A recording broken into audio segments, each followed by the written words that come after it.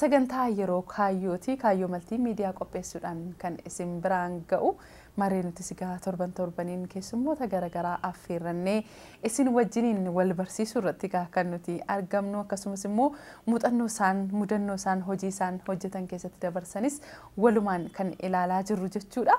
Egaa hadhas keessummaa tokko qabadheetiin jira. Keessummaan keenyas weellistuudha. Egaa sirboota garaagaraa weellisuu irrattidha kan isheen argamtu keessattuu xiyyeeffannoon ishee yeroo ammaa immoo sirboota aadaa irrattidha. Dhiyeenya kanas immoo sirba bareedaa ta'e tokko weellistee isiniif gumaachiteeti kan isheen jirtu. Eenyu laataa kan jedhuu fiigaa beeksisoota booda kan walitti deebinu ta'a. Qophaa keenya siin jirru ispoonsaroonni keenya Pilaatineemiin dhaabbata daldala buna Qarcaanshee akkasumas baankii Awaash nu faana kan isaan jiranii guddisneeti kan nuti isaaniin galateeffannu. Egaa dhaabbanni daldala buna Qarcaanshee sadarkaa Pilaatineemiitiin ispoonsara keenyadha. Dhaabbata oomisha bunaa irratti akkasumas immoo buna qulqulluu sadarkaa isaa eeggatee gara biyya alaa biyyoota 24 olitti erguudhaan maqaa biyyaa kan dhoofsisaa jiru akkasumas immoo doolaara olaanaa biyya kanaaf kan argamsiisaa jirudha. Baankiin Awaashis immoo baankii keessanii dinqa keessanii kottaatti fayyadamaa jechaati kan isaan jirani. Baankii kanattis itti fayyadamuudhaan dargaggoonni hedduun kan ittiin bu'aa argachaa jiran itti qusachuudhaan irraa fayyadamuudhaan egaa bu'aa guddaa kan argachaa jiran jechuudha. Itti fayyadamaa mana keessanii isiniin jenna. Qophii kana beeksisaa kan isin wajjiniin turu ani Nasraa Shariifii gama ogummaa kaameraatiin immoo Jiinanus Abdataa nu waliin jira. Turtiin keessan OBN sagalee uummataa irratti sagantaa yeroo kaayyoo wajjinaa ta'u ergaawwan booddee keessummaa keenya wajjin walitti deebina. Turtiin keessan nu faana ta'u.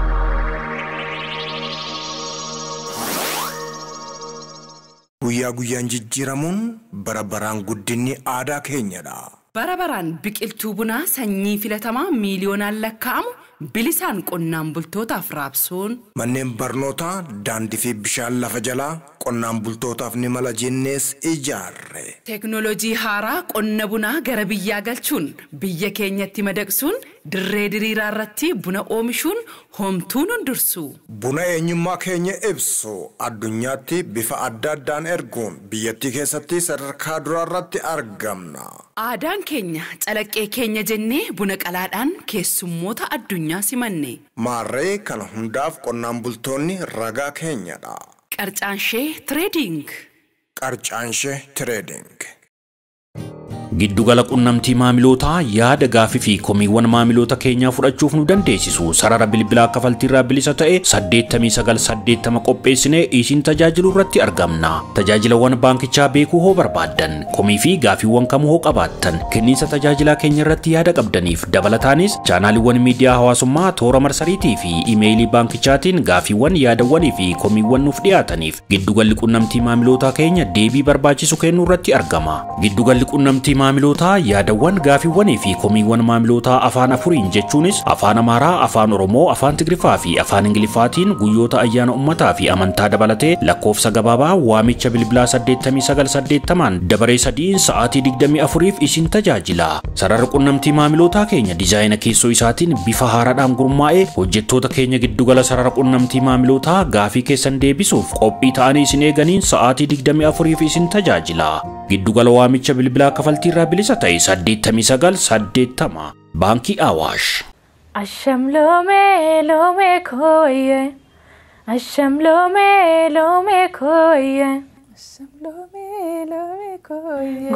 Gosa giddi loome koye. Manno saaqilleedha loome koye. Weellistuu Aminaa Bashirin jedhama. Yeroo gaarii nu wajjin dabarsa. Asham loome koye jecha jalqabdeetii kanatti jirtu Aminaa Bashir si waamne waan stuudiyoo keenyatti argamteef guddisnee si galateeffannaa baga nagaadhaan dhufte. Anallee kabajaan affeeruu keessaniif guddaan sin galateeffadha baga nagaan nu eegda. Hayyeega asham loomeen sirba kan kee bareedaa dhiyeenya kana qilleensarra ooleedha. Hordoftoota kee biraan geesseetii kanatti jirtu. Egaa Aminaamee sirba kana gaa yoomidha kanatti sirbitee kan jedhurraa haa jalqabnu laata? Waan odeeffadhe kanaafani. Hin danda'ama. Sirba kana waggaa 4 duraan hojjedhe. Otuun hojjetiin dura qoradheen hojjedhe seenaasaa. Ashamloomeedhaaf Izgee Wayyaa sirba 2 walitti fideen hojjedhe. Sirba 2 keessaa Izgee Wayyaa keessattuu namoota gurguddaa gaafadhee sirba aadaa sirba seena qabeessa waan ta'eef nama baay'ee gaafadheenidha kan inni hojjedhe jechuudha. Tole egaa sirbichis baay'eedha kan inni bareedu. Ashamloomee kooyyee jechaati kanatti sirbitu. Ashamloomeen maal jechuudha?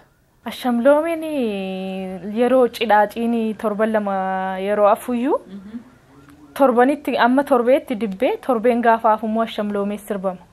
Ashamloomeen kun dhiira bareedaa yookaan durba bareed kan ilaalchatti si hawwatu jechuudha. Isaaf sirbamaa jechuudha. Egaa ati yeroo ammaa kana baandii keessadha moo kanatti jirtu eessata kanatti hojjetaa? Yeroo ammaa kana baandii dhaabeera. Baandii Lidataa Finfinnee keessan hojjechaa ture. Sana dhaabee amma dhuunfaadhaan albaman hojjechaa jira. Albama haaraa hojjechaa jira. Albama haaraa. Kanaaf hordoftoonni keenya si eeggatanii yaadata. Sirba haaraa fiddeefta. Albama kee keessatti sirboota akkamii haammatee jira albamni kan kee? Ammayyaan meeqa aadaan meeqa? Sirboonni kan koo baay'inaan ammayyaa hammatee jira. Ammayyaa 8 qaba. Sirba aadaa godina Buunnoo 2 of keessaa qaba. Shaggooyyee sirba Shawaallee akkasuma qaba. Kanaaf ammoo hojii isaarra jirtaa jechuudha. Hojii isaarra jira. Mee gara sirba kan kee Ashamloomee kanaatti deebina. Sirba kee keessatti Izgee Wayyaa kan jedhus jira mitiire? Izgee Wayyaa waan jettee wayis qabda. Izgee Wayyaa jechuun immoo maal jechuudha? Isa jedhumee hordoftoota keenyaaf ibsita. Izgee Wayyaan hiika 2 qaba. Hiika 2tti hiikkatu. Warri iluu eeziyyaa isa jedhurraa dhufeedhu. Warri Buunnoo immoo hiika adda ta'e qaba jedhanii warri intani jedhanullee jiru. Warri kanatti illee hiikkatanu jiru. Hiikni isaa sirriin garuu bara 1906tti bara Minilik Iyyaasuudhaa fi Firrisaa abbaa waggaa hiriyummaa godhee hariiroodhaan walitti fichisiisee biyyattii weeraruuf akka mijatuufitti baranni Iyyaasuu bara sana ergedha kan dubartoonni Izgee Wayyaa jedhanii Firrisaadhaaf sirbanii jechuudha. Izgee Wayyaa jechuun waaqatti amanuu wayyaa jara kana namanii jedha. Sirbicha guutuu saayyoo dhageessee duuba abbaa tooboo shakulaan dakkuu raasaa suuta yaada koo na jalaa badduu baata akkan sin dhabne marartoodhaan jechuudha. Jara namanii akka hiika kana qaba akka jaraa galutti kan sirbamedha jechuudha. Jara namanii akka of eeggannoo wayite. Akka of eeggannoo akka jara sanaa galutti. Firrisaa caala akka warra sanaa galutti sirbame jechuudha. Egaa kanaaf egaa hojiin aartii sirbaa keessatti sirbi ergaa baay'eedha. Gama aartiitiin kan inni dabarsu gammachuu gadda ergaa dabarfachuu barbaadan sirbaan egaa akkasitti kan isaan dabarsan waan ta'eef akkaataa amma jette kanaan yeroo sanatti ergaa guddaa sirba kana keessa waan dabarsaa jiran jechuudha. Isa kaaniif bashannana fakkaachuu danda'a. Isa kaaniif immoo ergaa akka ta'e hin galaaf ture jechuudha. Ergaa guddaadha. Baay'ee namatti tola.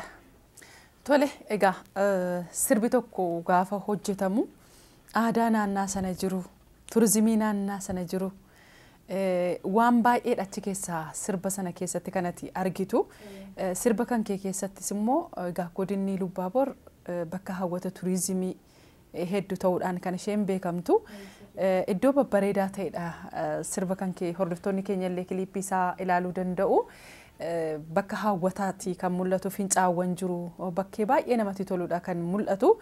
Egaa bu'aan aartii sirbaa kanadha. Maaliif calliseetu hin taane ergaa guddaadha kan inni qabu. Waan baay'eedha namni kan irraa argu waan ta'eef iddoo bareedaattidha kan isin hojjettanii. Iddoowwan kun eessa faadhame? Nus iddoo baay'eetti hojjenne. Fincaa Dangawaaj biratti hojjenneerra. Dangawaaj godina Buunnoo Gachii keessatti argama. Aanaa Gachii keessatti. Achuma immoo godina Buunnoo Baddalleedhuma keessatti immoo naannoo Lalistuu jedhamtu keessatti ammas fincaa bakka bareedaa bakka namni baay'een iyyuu hin arginedha bakki sun. Bakka sanatti hojjannee jirra jechuudha. Bakkee baay'ee namatti toludha. Tole gaaffii tokko si gaafadheetan hordoftoonni keenya guyyaanis guyyaa bashannanaa waan ta'eef sirbicha isaaniin affeerra. Uffannaan sirba kana keessatti artistoonni shubbisaa uffatanii jiran bifti keelloon tokko jira. Hin baramne bifa keelloo kana uffachuun kun naannaa sanatti waan ta'eef maalidha uffatichi sun? Uffannaan suni viidiyoo sana akka bareechuufidha kan uffatame. Jalaan uffata aadaa uffataniiru malee guutummaa guutuutti keelloo miti. Irraanidha keelloo sana kan kaa'atan. Keelloo sana kaa'achuun jara immoo akka viidiyoocha bareechuuf akka inni ibsee baasuuf jechuudha. Miidhaginaaf fayyadamne. Tole ammana yoo jenne hordoftoota keenya biraan sirba kanatu geenye yoo. Bareedaadha. Duratti gaati mata duree isaa nu jetteeti kanatti jirtu waan ta'eef sirbichuma hordoftoota keenya affeeruun.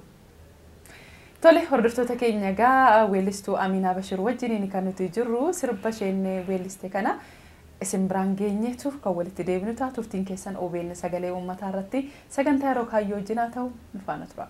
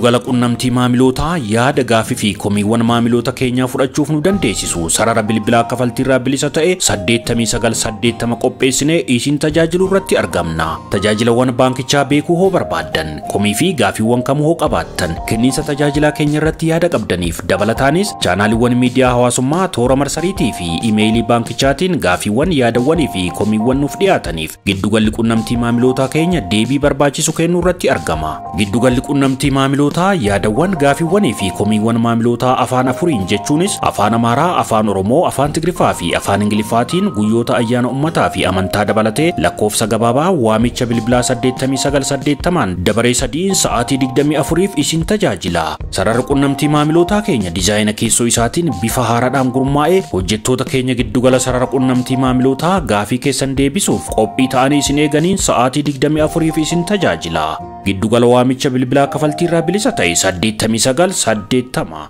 Baankii Awaash. Hordoftoota keenya kan isin hordofaa jirtanu OBN sagalee uummataa irratti sagantaa yeroo kaayyooti kaayyoo maltiimiidiyaa qopheessuudhaan kan isin biraan ga'u. Isin sigaa turtii gaariin wajjiniin dabarsaa jirtu jenneetii kan nuti yaannu ispoonsaroonni keenya Pilaatineemiin dhaabbata daldala buna qarcaanshee akkasumas immoo baankiin Awaashis sadarkaa Pilaatineemiitiin ispoonsaroota keenyadha guddisni isaaniin galateeffanna. Isinis immoo abbootiin qabeenyaa garaagaraa ni jirtu oomishaaf tajaajila keessan sagantaa keenya keessatti beeksifachuu ni dandeessu jennee affeerraa keenya isiniif dhiyeessina. Yaadoo qabaattan bilbiltanii barreessitanii yaada qabdallee nu biraan ga'uu ni dandeessu. Egaa keessummaa keenya wajjiniin ammas walitti deebineeti kan nuti jirru. Aminaan sirba kan kee hordofnee walitti deebineeti gaa kan nuti jirru. Aminaan eenyuunfaa dinqisiifatti sagalee siis immoo sirboota eenyuutiin qarataa turte utuu jennee maal jetta? Ani weellistuu Khadija Haji. Weellistuun baay'ee jaalladhudha. Nan kabajaan illee na amal maala baatee gada. Baay'inaan sirba jara kana lammanii kan hin dhaggeeffadhus kan ittiin sagalee baasaa turres kan jara kana lammaniiti jechuudha. Tole.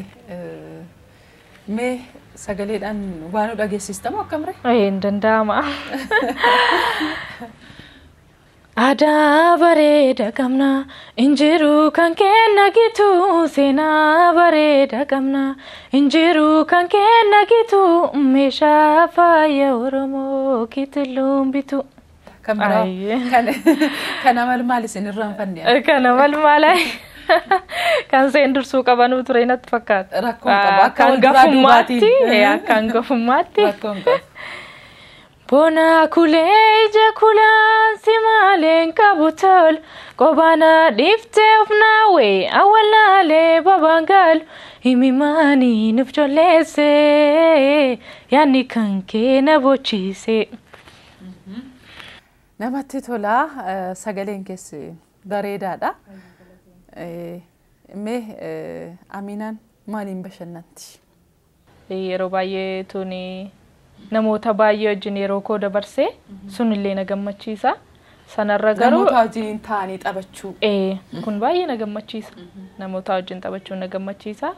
Kanarraan kanaaf immoo muuziqaa dhaggeeffachuun baay'ee na gammachiisa. Tole kana dura Aminaan sirba Jimmaatis sirbitee turte. Hordoftoota kee biraan geesseeti kanatti turte. Akkam sirba sanatti gammaduudhaati?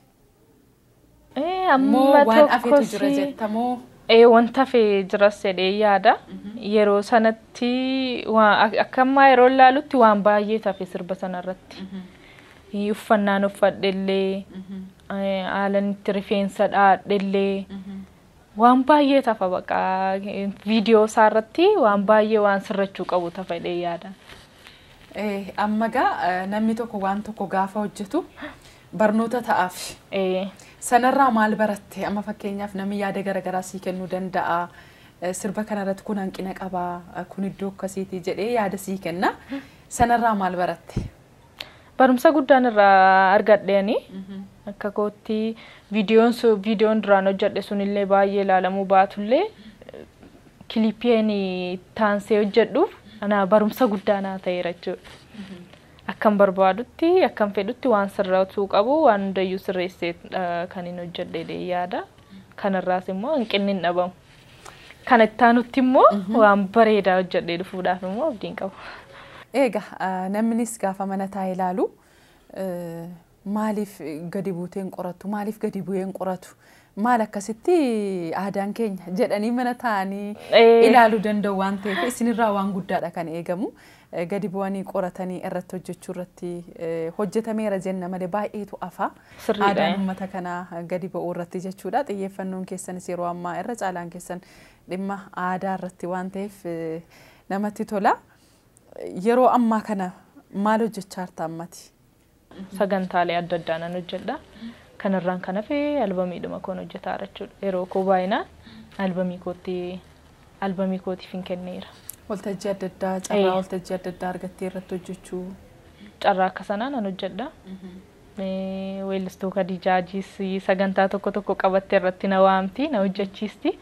Asumaan illee ishee galateeffachuun barbaada. Bareedaadha jabaadhu garuu maal yaadadhe beektaa? Aminaan eessatti dhalattee guddatte jettee maa gaafachuu diddeetu naan jedhanii maal jettaan? Aminaan godina Buunnoo Baddallee aanaa Baddallee ganda Daabanaa Darruutti dhalattee guddatte. Ijoollummaa isheetti maal hojjetaa turte mee? Maal fayyadatti waan ijoollummaa isheetti hojjetaa turte? Ijoollummaatti taphachaa uuman ture. Waan adda ta'e illee tiksiteetta akkam gara baadiyyaa? Horii akka koo bira gaafan deemu nan tiksa baay'inaani. Horii illee tikseera. Waan adda addaa tokko jedheera. Baay'inaan garuu yeroo koo taphattiin dabarsaan ganda ture. Hayyee namatti tola. Mudannoon immoo hojii keessatti si mudatee jira? Mudannoon hojii keessatti waan yaadattu? Yeroo baay'ee aareen boo'a. Nan boo'a jechuun waan xiqqoo isheellee namni yoo na aarsee nama sana haasofsiisee hubachiisuurra boo'ichatu na dursa jechuudha. Amala kee keessaa? Amala koo keessaa wanta akka kanaa yeroo baay'ee na mudata. Waraabbii viidiyoo kanarratti illee si'a baay'ee na mudateera jechuudha. Isuma ammaatu imimmaan ija kee keessa dhufaara. Isuma ammaatu akkasuma. Lakkiin isi sooftii illee as dhiyoodhaan qabnu waraqatuma jira. Yeroo baay'ee amala akkasii qaba. Daftee boossa? Haasa'ee yookaan garraamii uumoo jechuudha. nama haasofsiisee amansiisuu baay'ee natti ulfaata. Yookaan nama sanaallee barreeffamaan yoo miiseejiidhaan yoo na ergeef kan maaliif kan haasofsiisee amansiisuu hin danda'u nan boo'a gatii ta'eef. Kun durumarraa waan sitti ittiin guddataa dhufteedha amalli kun? Ittiin guddataan dhufee amala kanallee dhiisuudhaaf yeroo baay'ee yaaleera garuu nan hir'ise malee dhiisuu hin dandeenye. Amala akkasiin na mudata yeroo baay'ee. Egaa amalli namaa garagarii yoo namaan walitti bu'an qofaa isaanii taa'uu kan barbaadantu jiru. Kaan immoo yoo rukutan ba'uuftu jira. Waanuma isaan bira yeroo wal fudhatu namatti jechuudha. Kaan immoo akka keetii yoo bo'antu ba'aa fi ani immoo yoo bo'een naa ba'aa jechuudha. Siin kan keetii kun sana bira waan jirtu natti fakkaata. Kamiifuyyuu gara fuulduraatti dhiisuudhumaaf yaaduudha. Namaa waa jettee hamilee namaa cabsurra nama miidhuurra ofii imimmaanuma sana gannaqanillee bicuu of tasgabbeessuun bareedaadha. Sanarraayis immoo tariitii nama amansiisuudhaaf. Hayyee hordoftoota keenya qophiin keenya egaa kana fakkaata ture turtiin wajjiniin taasiftaniif isinis galatoomaa isiniin jenna. Ispoonsaroonni keenya dhaabbata daldala buna Qarcaanshii akkasumas baankiin Awaash sadarkaa pilaatiineemiitiin ispoonsara keenyadha kan isaan turanii. Qopheessee kan isiniif dhiyeessanii Nasraa Shariifii gama ogummaa kaameraatiin akkasumas immoo suur sagalee gulaaluudhaan Jiinanus Abdataa wajjiniin kan inni jiru torban kun kan nyaattan kanatti sifaa'u kan yaaddan kanatti milkaa'u isiniif haa ta'u fayyaa nuu ta'a.